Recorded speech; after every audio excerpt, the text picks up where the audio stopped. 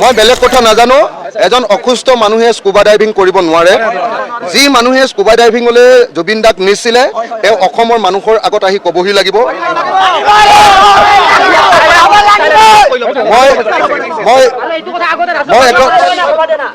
মই স্পষ্টকৈ কৈছোঁ আমাক কোনো নৰ্থ ইষ্ট ফেষ্টিভেল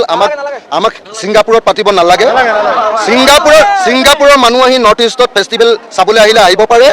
কিন্তু আমাৰ জুবিন গাৰ্গক নৰ্থ ইষ্ট ফেষ্টিভেললৈ নি এনেকৈ আমাৰ পৰা বিদায় দিয়াটো আমি মানি ল'ব নোৱাৰোঁ এই ঘটনাৰ CBI তদন্ত লাগিব মই জানো যে জুবিন গাৰ্গ 3 মাহৰ মূৰে মূৰে 4 মাহৰ মূৰে মূৰে হস্পিটেলাইজ হয় তেনেকুৱা এজন বেমাৰী মানুহ সাগৰলৈ যাব নোৱাৰে আৰু সাগৰলৈ যোৱাটো বাদেই দিয়ক স্কুবা ডাইভিং মানে আপোনালোকে জানেনে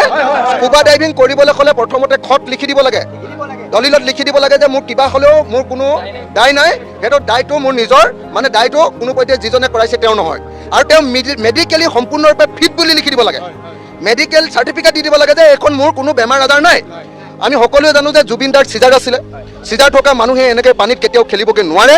যি মানুহে এনেকৈ জুবিন দাক সাগৰলৈ লৈ গৈছে জুবিন দাই নিজেও যাব পাৰে কিন্তু লগত যোন গৈছিলে তেওঁলোকে বাধা দিব লাগিছিলে যি নিছে তেওঁলোকে সকলোৱে অসমীয়া জাতিৰ ওচৰত জবাবদিহি হ'ব লাগিব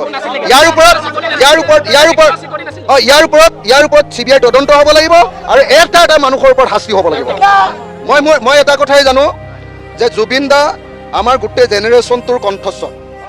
গোটেই আমাৰ জেনেৰেশ্যনটো আমি যিটো জেনেৰেশ্যনৰ মানুহ এইটো জেনেৰেশ্যনৰ কণ্ঠস্বৰ আৰু বৰ্তমান জীয়াই থকা মানুহৰ ভিতৰত অসমৰ আটাইতকৈ ভাল পোৱা মানুহজনৰ নামে জুবিন দা গতিকে জুবিন দা কাইলৈ বা পৰহিলৈ যেতিয়াই অসম পাবহি আমাক এনেকুৱা এটা ঠাই লাগে এনেকুৱা এটা জাগা লাগে যে অসমত কেতিয়াও এনেকুৱা মানুহ হোৱা নাই জুবিন দা যেতিয়াই পাবহি আমি অসমৰ আটাইতকৈ ডাঙৰ অনুষ্ঠানটো পাতিব খোজো সব অসমীয়া মানুহ ইয়ালৈ আহিব সব অসমীয়া আহি আমি জুবিন দাক সকলোৱে শ্ৰদ্ধা জনাম আৰু লগতে শ্ৰদ্ধা জনোৱাৰ লগতে এনেকৈ যেনেকৈ কেনেকৈ মৃত্যু হ'ল তাৰ তদন্ত লাগিব